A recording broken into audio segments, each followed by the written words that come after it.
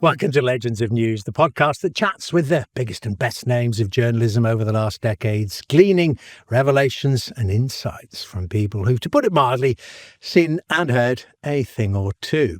My guest today is yet another alumni of the proving ground for a golden generation of journalists in the 1980s. That's LBC. She's best known for her incisive political reporting and interviewing, but I'm glad to say also has a large hinterland, no sniggering, involving bees, books, baking. I was going to say rambling as well, but it's not alliterative. She is, of course, Martha Kearney. Welcome to Legends of News, Martha. Thank you so much. I'm going to forgive you the remark about my large hinterland. Rude. Not intended to be, but, really interesting. That's so fascinating in terms of what you're doing now and what you've done throughout your career.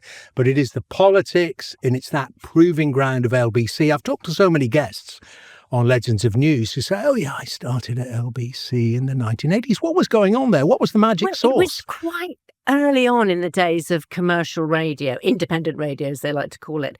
So you got an incredible training because they were so short-staffed. You essentially got to do pretty well anything that you wanted to do. And you were thrown out on stories. I really wanted to be a reporter, but I started off as a phone operator on Brian Hayes's phone-in programme and Nightline, and you spoke to some very strange people who wanted to ring up a radio station late at night. There was an agony uncle, and you'd ask them what the issue was, and they'd say, "Oh, I can't possibly tell you, love." And you think, like, you're just about to go on the radio and tell the whole of London about your problem.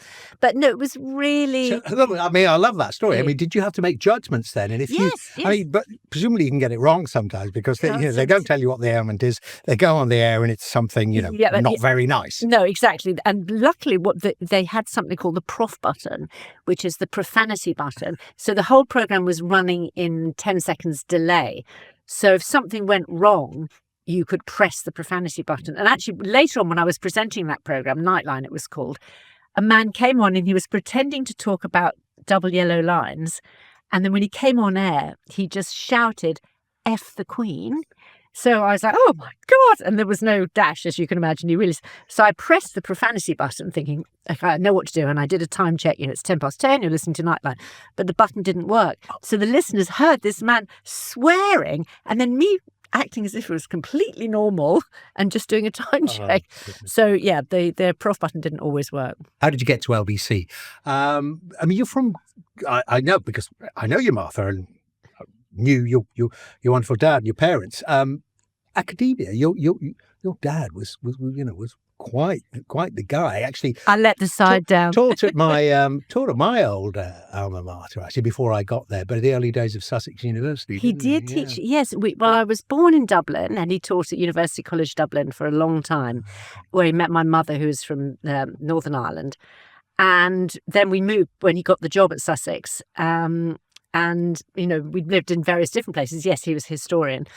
But very, very different world. But I didn't have the kind of dedication to be an academic, really, or the application. I studied classics at university, but did not study very hard. You were never tempted then? You never thought, I'll do that MA, nor PhD? Nor was anybody calling out for me to have a career like that. And I think I'm quite a dilettante. As you said in your introduction, I'm interested in a lot of different things. And that's the brilliant thing about journalism. It's very hard to get bored. You're constantly doing something that's different. And I could never have the application really to sit down and have a kind of proper job. So how did you get in the door at LBC? And that was the hardest part, was it? Yes. To start I remember, career? As I said, commercial radio just started.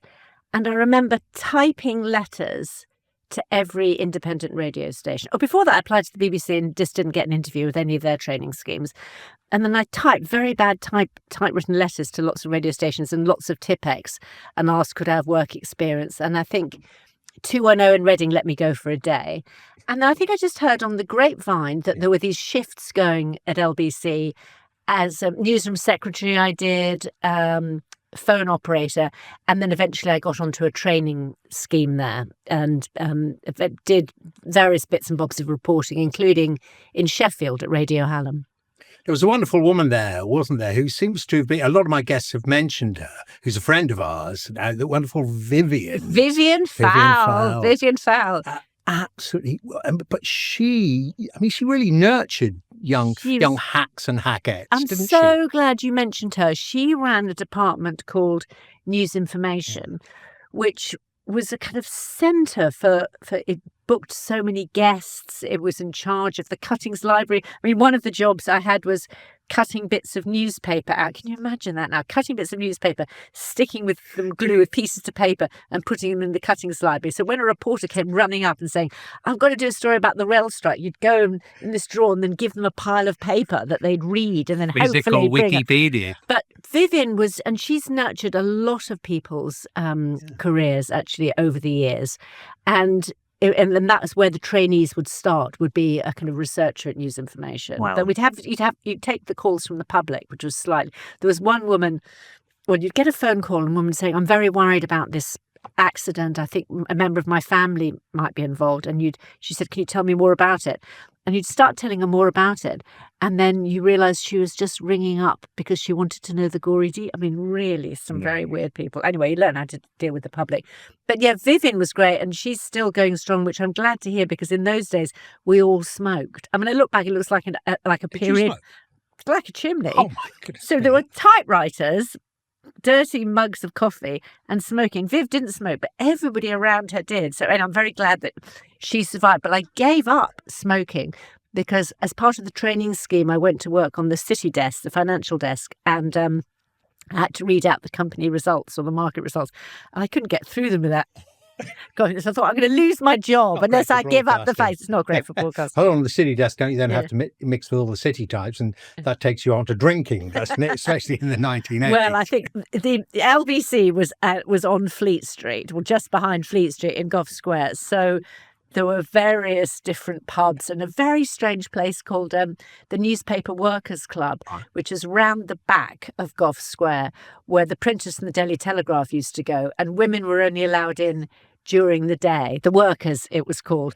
And in the middle of it there was a phone box that people used to use to pretend they were on stories when really they were in the bar. It was bad old days. Phoning in the copy. Yeah. But you got into politics fairly soon when you got on the air, and you covered the last Thatcher election, didn't you, 1987? I did. I did. And in fact, I interviewed Margaret Thatcher when I was at LBC. I was sent, she was opening an exhibition of British crafts, and the news editor said, go up, ask her a couple of questions about the crafts, and then ask her about the teachers' strike. And I was like, oh my God. I mean, now I wouldn't have thought that was so terrible, but I was absolutely petrified. So I went, and she was very, kind to me at first, and I'd say, oh, what a lovely Dartford crystal glass, and we chatted for a bit, and then I said, what do you think about the teachers' strike? And she glared at me with those famous eyes, and I just felt like I sort of shriveled almost, and then she turned on her heels and went off. And Dennis came up to me afterwards and said, who are you and where are you from? And I said, I'm Martha Kearney from LBC. Anyway, that was my experience of interview. Not very well, Margaret Thatcher. I love that. I thought you were going to say yes, and I got that. She actually spoke to me. She just swatted you away like an insignificant fly. Swatted me away, exactly. But yes, so that election I spent on David Steele's battle bus. So at that stage, you'll remember there was the alliance. So it was between the Liberals and the SDP had come together to form a new political party called the Alliance. And Mark Mardell, very good journalist, he was with David Owen and I was with David Steele. And they had big differences on lots of policies. And it was the first mobile phone election. So Mark and I would talk to, I'd go, well, David Steele's just said he's in favour of, let's say, unilateral nuclear disarmament. What is it? And Mark would say, I'll just ask David Owen about that. And then you'd have some story about divisions in the alliance. But it was, I look back and it was a wonderfully old-fashioned way to cover an election because nobody goes around in battle buses anymore. But the seats, the old Liberal seats that they were defending were like in the southwest of England, a bit along the kind of border between England and Wales, and then up in the Scottish borders where his constituency was, Ettrick Bridge. So I went all over the country for a month, and it was really brilliant, like old-fashioned way of covering politics. And access to politicians, which, as you know, has was it different then? I mean, were they, because you're on the bus with them for a start, and then they're on the stump, so much more immediate. Hugely different. And jumping ahead a little bit, the 1992 election, I was then working in television on a weekly political programme where we made on the record, exactly. And on that programme, we'd make long political films about politics, political films about politics. I was able, on the night of the 92 election, I spent the evening at Walworth Road, the Labour Party headquarters, and I'd put a radio mic, with his permission, on Brian Gould, who was running the Labour campaign. And I was filming all inside the Labour headquarters, hearing what Brian Gould was saying, following him to his count. I mean, the access was just extraordinary. I mean, I nearly got chucked out at one point because I got the cameraman to film some red roses in a bin that looked like they were, which was quite a good metaphor, I thought. But the access that we had, and I spent, in the run-up to that campaign, I spent a whole day with Tony Blair, with Gordon Brown, with Roy Hattersley, all without any minders, just sort of chatting, going about. Then there was no filter about it. And I can remember interviewing Tony Blair on the day, it was the day of the Sheffield rally, so that's when Labour overtook the Conservatives in the polls. And we're all right. We're all right, exactly. The big. But it was a day, so he was on the phone, letting me film him, and he's on the phone when they're putting the polls through, saying, and he said, "Oh, okay." And then he put the phone down and said, "I don't believe any of those." And he was very sceptical about what Labour's real lead was. But yeah, I mean, the access that you got to politicians in those days was completely different. Do you think that changes, I mean, looking at where we are now with, absolutely homogenised responses, which we'll talk a bit more about later on. But do you think that actually feeds through to the public as well? Because we've got this disillusionment now with politics and politicians. Is it almost, I suppose, unconsciously, that audiences, voters, are sniffing the inauthenticity now, that packaging, that manufacturing that, 30, 40 years ago, they just felt, it wasn't a conscious thing. They just felt that I'm getting more of the person and making my assessment on that. Yes, and I think you're absolutely right. I think people do crave authenticity, but the trouble from the politician's point of view is the more authentic and honest they are, the more the media will jump on them and say it's a gaffe or it's a split. So I think it's mutually assured destruction is probably overstating it. But I think there is that kind of dance. So the more politicians have learnt to be wary because of the way journalists ask their questions, the more they slip back into sound bites and the more infuriated we get by saying, "You're not answering my question," And I remember, who was it? Michael Portillo said to me, he said, "Well, what you have to understand about the party political system is that politicians do end up having to lie because you might agree with your party about 90% of what they're doing, but there'll be 10% you don't.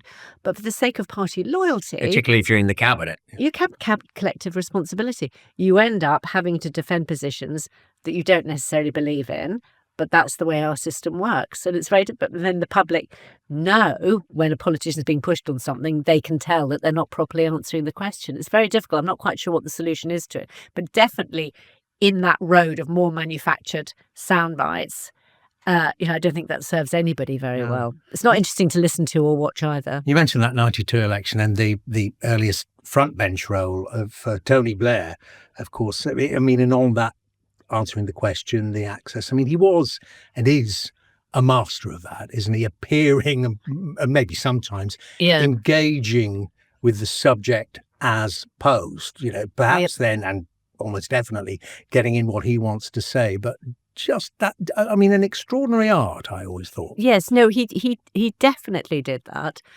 And it was almost disarming if you're used to less experienced politicians not answering the question in that way. And I can remember one time I covered, before the invasion of Iraq, after 9/11, he did a flurry of visits around the Middle East, partly in the preparation for the military action in Afghanistan, but many sort of different visits to people. And I remember there was a big military operation going on in kind of manoeuvres, exercises in Oman. And I interviewed him for Newsnight, so I got a reasonable amount of time. And I did the interview, and I was talking about Afghanistan. And I was also talking about Iraq. And then he said, "Aren't you going to ask me about Israel and Palestinians?" This is after we turned the camera off. And I said, "Oh, okay." And he said, and then so I wouldn't normally take a question for a politician, but I thought this sounds really interesting. So I asked him, and he was talking about how fundamental that was to being able to understand the region, what was happening, and he was thoughtful. I'm talking about like he's dead, but, he was certainly thoughtful about the origins of various different conflicts around the Middle East.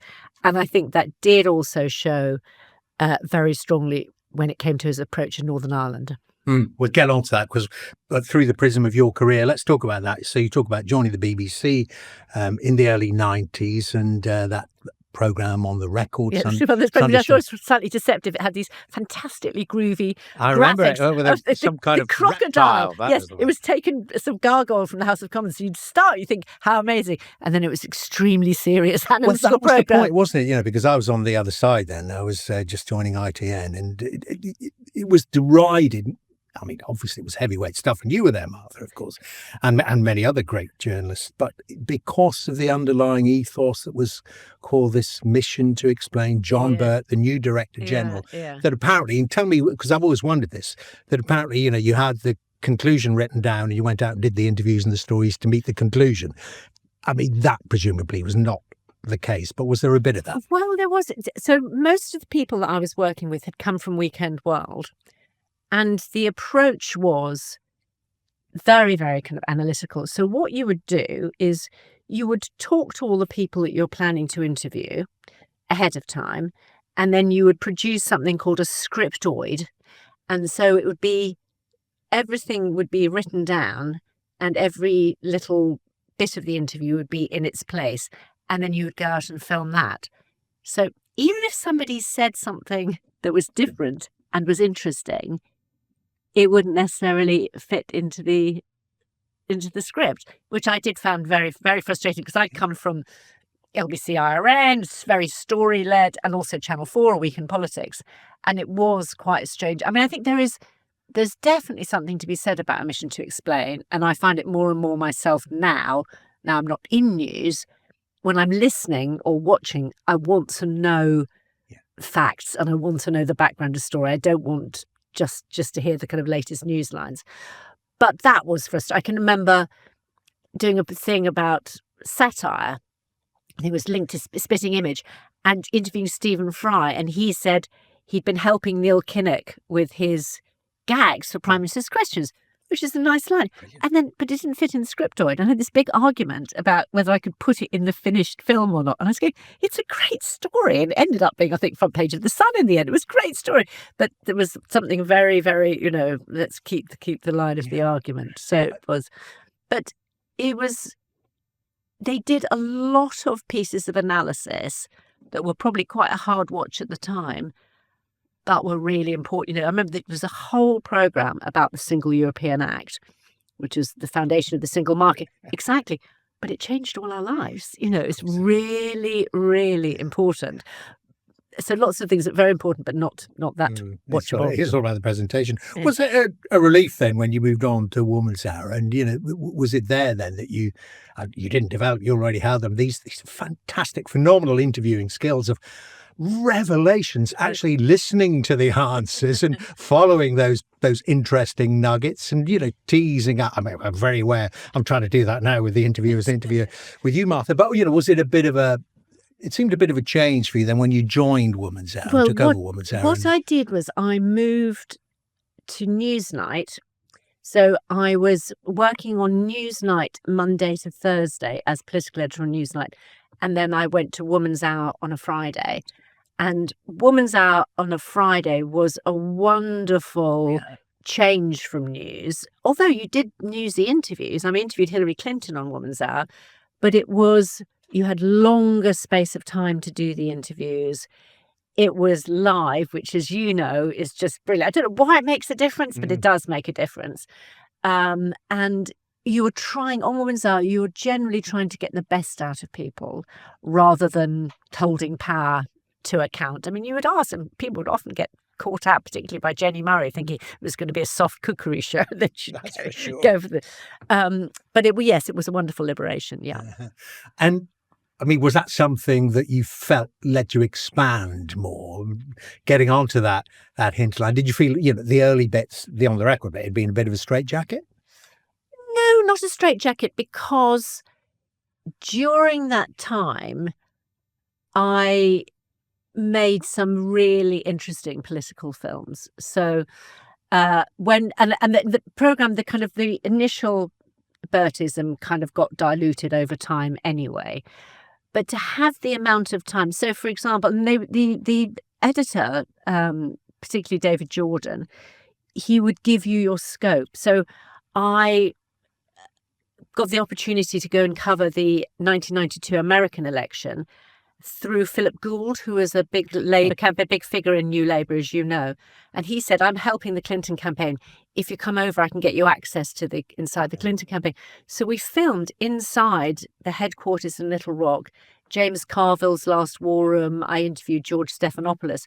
And then I got, by sneaking through a hedge, into the governor's mansion, not into the garden. Bill Clinton is the governor, right? He was the governor of Arkansas, yeah. So for him to do his acceptance speech and then followed around, it was incredible. But he took, the editor took a punt on you being able to. So I did that. I did quite a lot of American politics in that time, and also a lot of work in Northern Ireland. Yeah. And I was given the time to go and just on research trips. I didn't even have to film. So that actually there was a lot of freedom and scope on that programme. Let's do a couple of questions on Northern Ireland, because you and I both share that background. Yes. We've got Irish roots. Me from the north of Ireland, you from Dublin, and of course the north of Ireland through your mother as well. And do you think it's underestimated now? Because I certainly do. What was going on there from about 1993 onwards. And I also think it was underestimated, the contribution of John Major, Albert Reynolds, the Irish Taoiseach at the time, to that peace process, and the enormity of what was achieved over those 5 years up till 1998 and the Good Friday Agreement. Given the scourge in Ireland and indeed in the mainland, poor little children were being killed on the streets of Warrington 30 odd years ago. I know. And to actually get that over the line, huge effort by so many people. It was an extraordinary time, particularly for those of us with that background. Well, absolutely. And I think it was when I think the first film I did in Northern Ireland was for A Week in Politics, so that's on Channel 4. So that was in the 80s, and nobody was interested. It had got to a level of, inverted commas, acceptable violence on both sides. So it was like acceptable levels was the phrase. Yeah, so it was grinding on and grinding on and grinding on. And nobody wanted to do it. But I was very interested, as discussed, because of our backgrounds. But what that meant is, because so few journalists were interested, I was able to build up some very good contacts. And I kept saying to my editor, I think something's going on in the Republican movement. And he said, I'm not sure. Aren't you kind of being duped? And I said, I honestly think that there is change. And I started building up very good contacts, both within Sinn Féin and also on the kind of loyalist paramilitary side, and really tracked right up to the Good Friday Agreement when I sort of stopped and moved on to cover different things. And it was incredibly important, but a story that the people here in the so-called mainland were not very interested in. So you had to try and find different ways, human stories, to bring it to life. But it was difficult because at the same time as the levels of violence, there were very intricate negotiations going on, the Downing Street Declaration, all these texts, and what the civil servants, I think, brilliantly called constructive ambiguity. So to get the peace process up and going, there are all these very, very convoluted arguments going on. So you'd have these terrible things happening, Shankill Road bombing on the one hand, and then people studying these texts. But I can remember when it must have been when the Downing Street Declaration came out, I went into the Maze prison on a couple of occasions, and journalists weren't allowed in, but I think it was kind of a nod and a wink. I went in on a family visit. So I went to interview the man who was head of the IRA prisoners in the Maze. And that was very useful because Sinn Féin would constantly deny they had anything to do with the IRA. So if you wanted to get an IRA from, opinion, that was the only way of doing it, because if you were a convicted IRA prisoner, he was head of the IRA. So I talked to him, and then I also talked to get the IRA perspective on what the negotiations were happening. And then I also talked to Michael Stone, the UDA man who was in prison for kind of shooting people in Milltown Cemetery. And what that meant was I would go in for 2 hours, and then you weren't allowed to take any notes. So I'd have to come out and just talk into a dictaphone about what they'd said. And it was so hard to try and remember because the nuance was so important. But it was, anyway, that's all I would say is, just going back to your question about on the record, it gave me the time to develop those contacts that stood me in very good stead as more other journalists got more interested, but I had people that I'd known for a very long period of time. And just in terms of some of the weirdnesses of that time as well, do you remember, of course we all remember as journalists, the broadcasting ban on the voice of Sinn Féin spokespeople, Gerry Adams, Martin McGuinness, etc., and interviewing them, there had to be then, it was almost like simultaneous translation, a Northern Irish voice that sounded a bit like Gerry Adams, but not Gerry Adams. As you interviewed him, I did it several times, you must have done it yourself, live. And I remember when they lifted that, because it was just ridiculous. When they lifted that, the guy or guys that did the voiceovers went, darn it, I built the extension to my house from I call it the Gerry Adams wing, because I got paid so much. I did hear that Gerry Adams used to insist on having Stephen Ray, the well-known actor, doing his voice. But I think the reason for it, it was very strange times, but the reason for it was that in the Republic, on RT, they weren't allowed to be broadcast at all. Yeah. So there was a total ban. So even though it looks like awful censorship, which I guess it was actually a way they were at least on the airways. But I remember I made a film with Martin McGuinness, which actually turned out to be a very big story, which was he told me about contacts he'd been having with the British, but like behind the scenes, long before the ceasefires and everything. So it was a massive story. But we got an actor, and the actor did like an impersonation of him and made him sound very adenoidal. And the way it's very odd, the way I used to contact Martin McGuinness was he gave me his mother's phone number. And if I needed to contact him, I'd ring her up, and then she would pass a message on to him. This is before mobile phones or whatever. And I think maybe, anyway, bypassed the Sinn Féin press centre. And she told me, she's saying, you made Martin sound like he had a terrible cold. She was like telling me off the impersonation. From the mammy. From the mammy. Yeah, exactly. Talk to me about Newsnight, though. You're already reporter for Newsnight. You become political editor. What, just in around about 2000, the turn of the century? Yes, that seems right. These were the halcyon days of Newsnight, weren't you? Yes, big audience. The audience would be around 1 million, which for late at night was pretty impressive. And it was Jeremy Paxman, Kirsty Walk, amazing presenters. Mark Urban, brilliant kind of diplomatic analysis, and I think it was also at a time when I can't quite remember when it changed, but certainly when there was the BBC 9 o'clock news, and there was ITN at 10, but then there wasn't much analysis on longer. Sure. I think it just changed then, didn't it? Because I was the one who took over when they axed news at 10, and put Paul Trevor up. Paul Trevor, he got the 6:30 slot. I ended up at 11 o'clock, and all the opprobrium, and lack of audience, and be cleverly under was Greg Dyke, wasn't it? They cleverly moved the 9 to the 10, and that was around about 99, 2000. Okay, so that would all have been about the same period. So what it meant was that there was quite a big gap between, and people didn't have, phones with news on, no other ways of getting news. So people would watch the news at 9, and then they'd really be very happy to have another dose at 10:30. and of proper analysis. And in those days, the television news bulletins were pretty straight. There wasn't analysis until, and I think Andy Marr came, and he gave much more of his own kind of flavour and take on the stories. So Newsnight had a very kind of valued place. And also, politicians would come on, the people. I remember years later, a director of communications at Number 10 saying, I'm going to starve Newsnight of ministers. The political establishment found it an annoying programme because it would probe, it would be cheeky. Especially with Paxman there. Paxman, exactly, the famous Michael Howard interview and so many others. But there was a feeling that they kind of needed to do the programme, and they would do the programme. And then that's, I think that did definitely change over time. But yeah, amazing colleagues. And before I was political editor, I made films all over the world, including with Jay Hunt, who's now a very big TV exec, head of Apple. Yeah, she did very well. She had Channel 4. Striding the globe.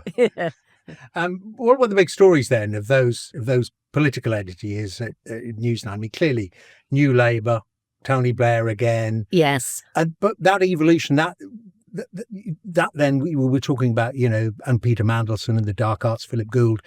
Did you notice that, kind of media manipulation beginning to take place, trying to control the message? It was certainly a much slicker media operation than it had been. So I described during the 92 election, when I was allowed to just wander around Labour headquarters, that completely stopped. So I think there was a steely determination to make New Labour a winning machine.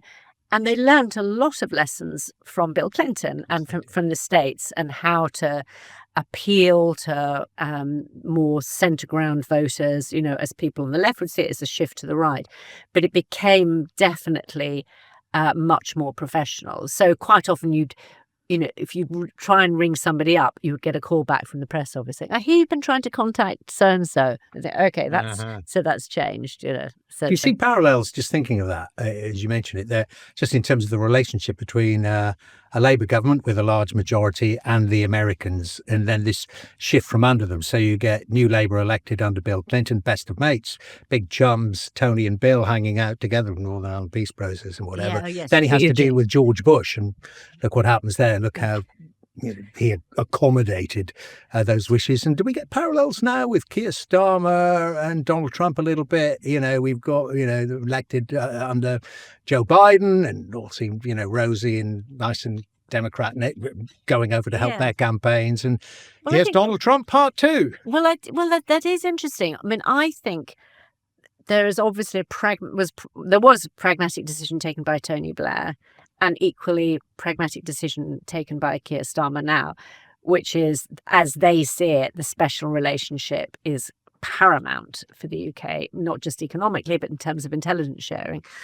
And I think for Tony Blair, I remember writing a chapter in a book about this, BBC book about the run-up to, or about the Iraq War, and got a lot of access to people. And certainly what they were saying is Tony Blair believed that he needed to keep America operating in a multilateral way, which was why they were insisting on the second UN resolution, without going back into all of that.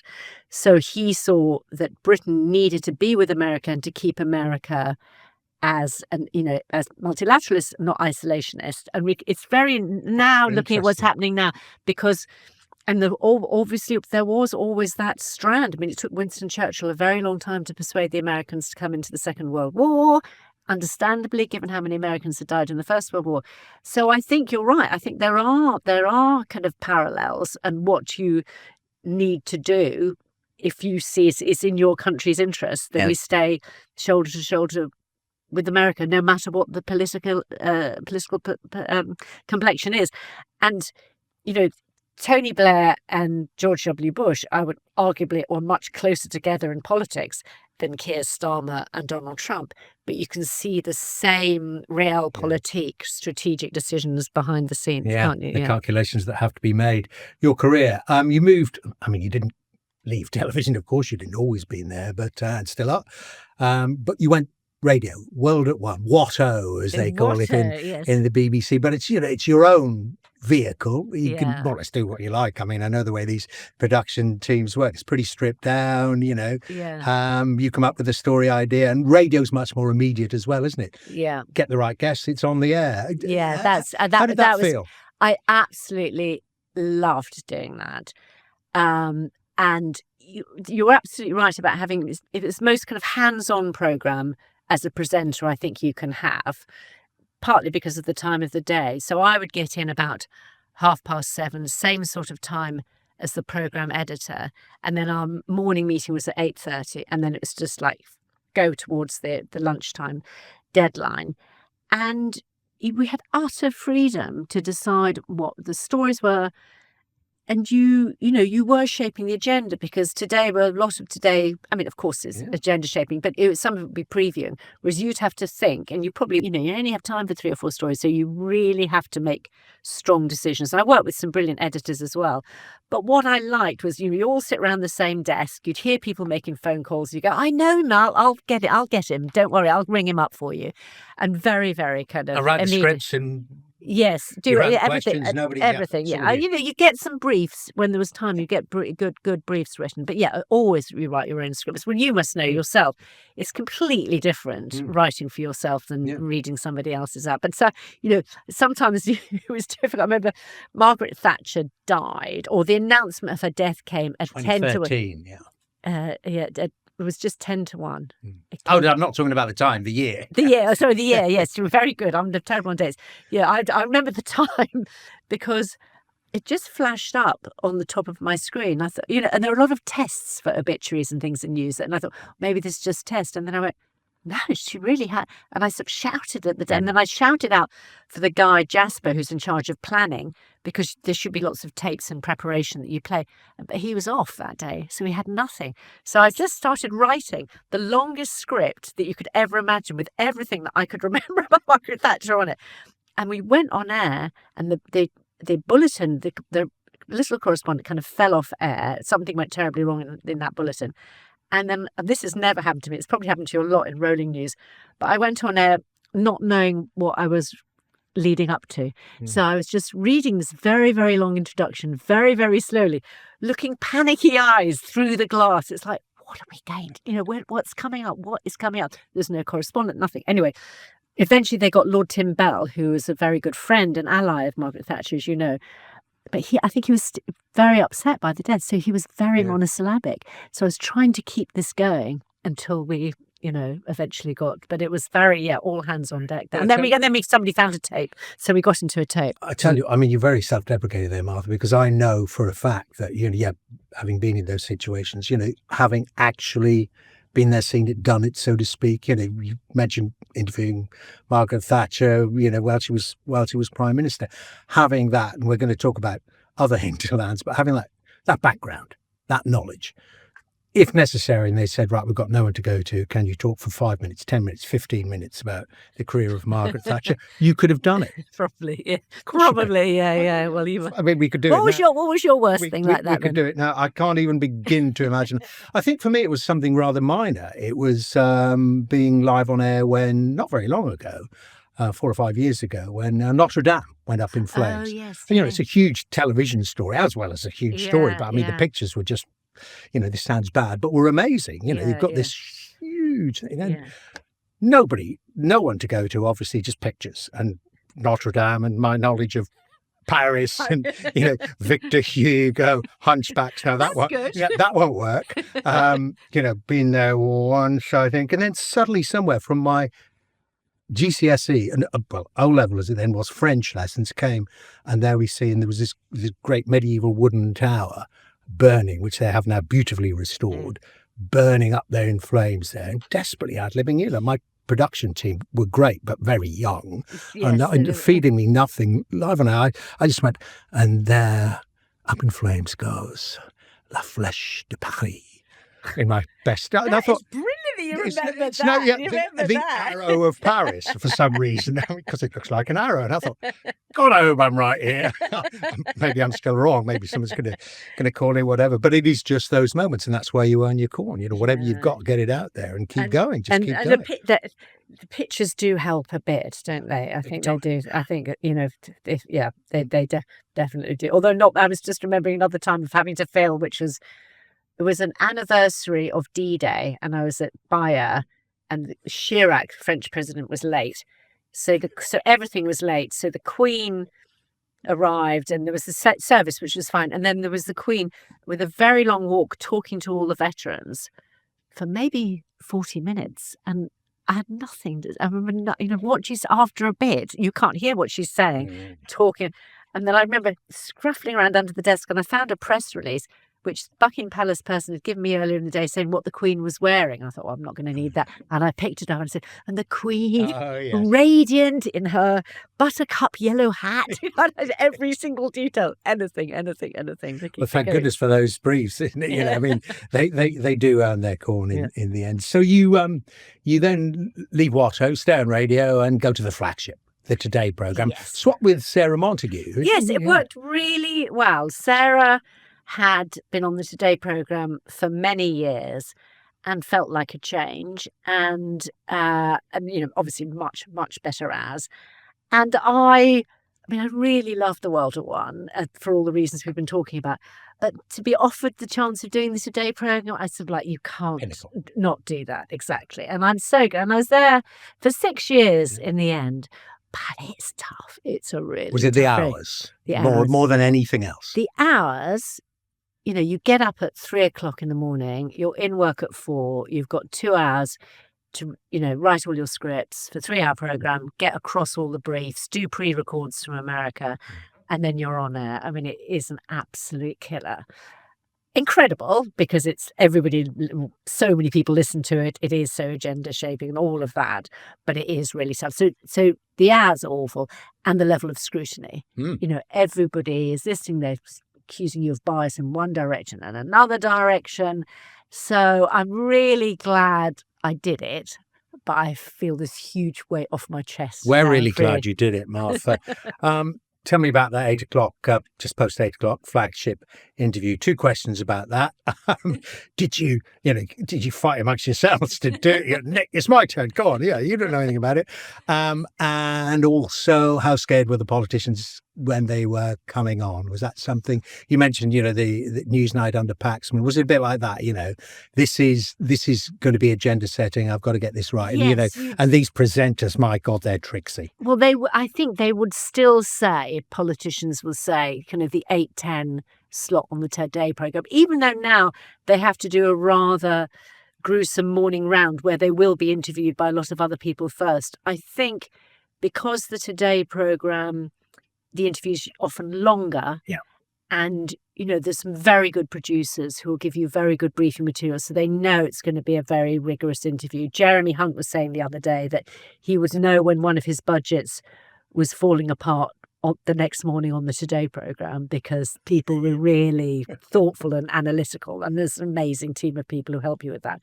So I think people do get very geared up to it. I mean, maybe not quite as much as they might have done in the past when it would be the only interview of the morning, but I think they certainly do. And who does it? I mean, how collegiate was it? Of course. After you, please. No, I think it's your turn. No, I think it's quite, of course, journalists are very competitive, but generally, and if you listen, you'll hear it's turn and turn about. Yeah. So people, it is, and unless, there's something, is absolutely obvious that it's somebody's area of expertise, or one of the presenters has managed to get an interview, then they would get to do it. Or, I can remember one time Downing Street rang up and said, if you can get a presenter to Northern Ireland, Rishi Sunak will do an interview about the Windsor framework. And they went, "Oh, Martha's in Belfast." So I happened, that was just very lucky that I was in the, right time, in the right place. To see Well, and was that because because let's get on to Hinterland. I mean, literally geographically, because I was very jealous about this.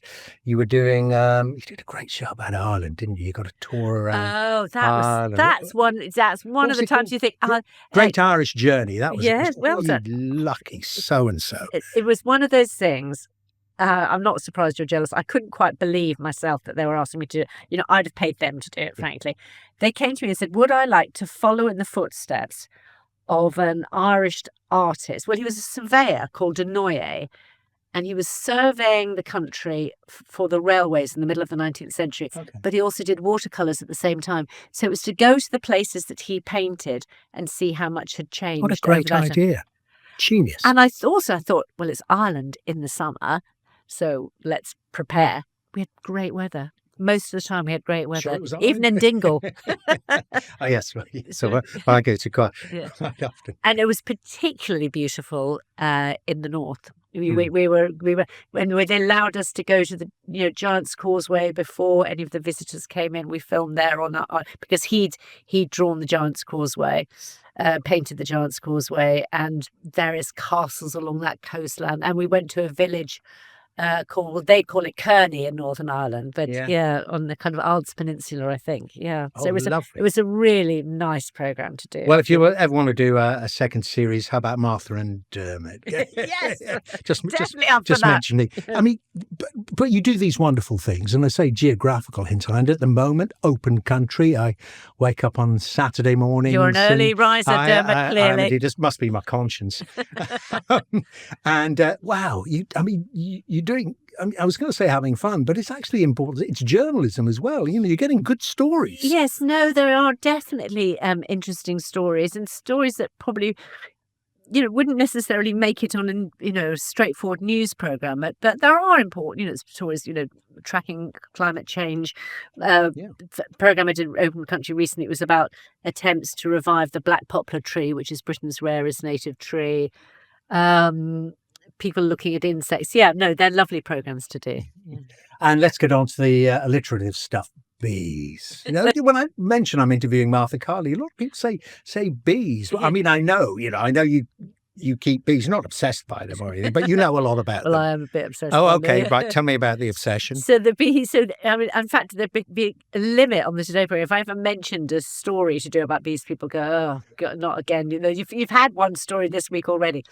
Well, it was because we got married at Beehive Cottage, which is our cottage in the country, and I was given a beehive as a wedding present. And a group of friends clubbed together, and they got me the gear and the smoker, and I thought I had no interest in bees. I really had none whatsoever. So I painted the hive, put it in the garden, just left it. And then I met a woman who kept bees, and she was looking for a space for her hive. So she said, if I put my hive in your garden, I'll teach you how to keep bees. And then she kind of lured me in. And it is a very obsessive, interesting, to observe a colony of insects so closely, you can lose yourself for hours just watching them and seeing the pollen on their legs as they're coming in and out of the hive. It's really, it gives you perspective on the human condition. Exactly. Yeah. Exactly. Are they dying out though? I mean, tell me about. There is a real problem with not just honeybees, but with the wild bee population for a variety of reasons. Honeybees, in particular, there's a mite called Varroa, which attacks them.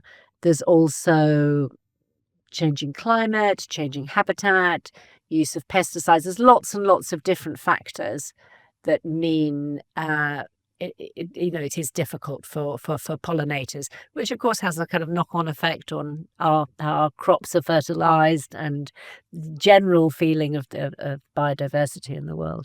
And the cultural side, of course. I mean, you presented Newsnight Review for a very long time, sadly gone, I think, from the broadcasting firmament. Something of a book obsessive as well. You've done programs, haven't you, about Lewis Carroll?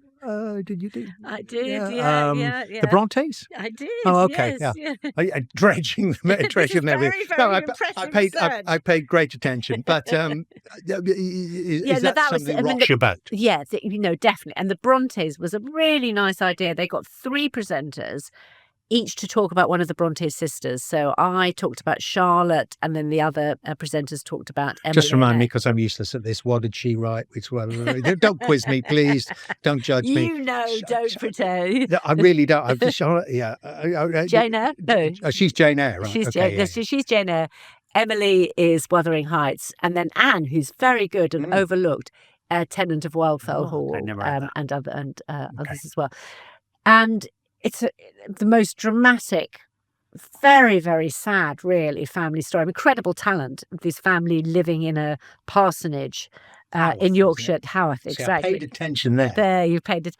And where the Wuthering Heights, we went out and walked on the moors, and we were it's quite a funny shot, the 3 of us nearly blown over by. But the family, the mother died, or it's consumption, which is TB, I guess. The mother died, the 2 older sisters died.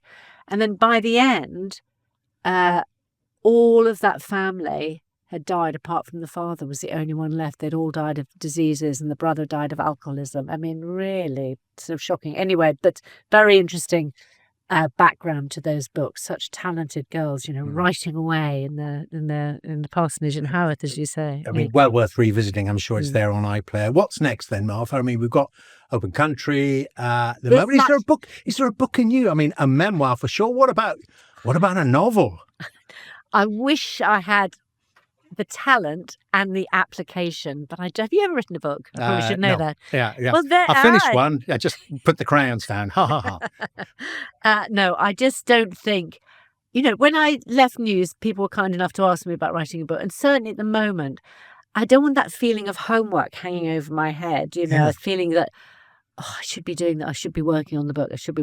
And at the moment, I'm probably doing too much, but it's it feels just about manageable different projects. So I wouldn't like that kind of going on in the background, I don't think. So what else then in terms of the broadcasting? Well, since Open Country, and then the other programme I'm doing is called This Natural Life. So that's an interview programme that I came up with the idea for, which is where I take someone who loves nature and interview them outdoors about that. So we launched that with Kate Blanchett, the film actor. We went beekeeping together, so that was quite good fun. And I went with Martin Clunes to see him wash his. He loves these big horses and his dogs. Okay. He lost his dogs when I was out interviewing him. I went with Sir Anthony Gormley, the sculptor, along Crosby Beach to look at all the incredible men that he has looking out to sea. Insect experts. I mean, lots of people. It's a very, very nice format. And you've probably noticed, if you talk to people outdoors, they kind of relax a bit in a place that means something to them. So I'm very much enjoying doing that one. Well, more power to you. But and if you're ever thinking of one on that Irish theme again, but what about Irish pubs? I'm thinking we could have a great plenty of those. Yeah, Dermot and Martha over a pint. Maybe not broadcastable, but this certainly is. Martha Kearney, thank you very much indeed for joining us on Legends of News. Thank you so much, Dermot.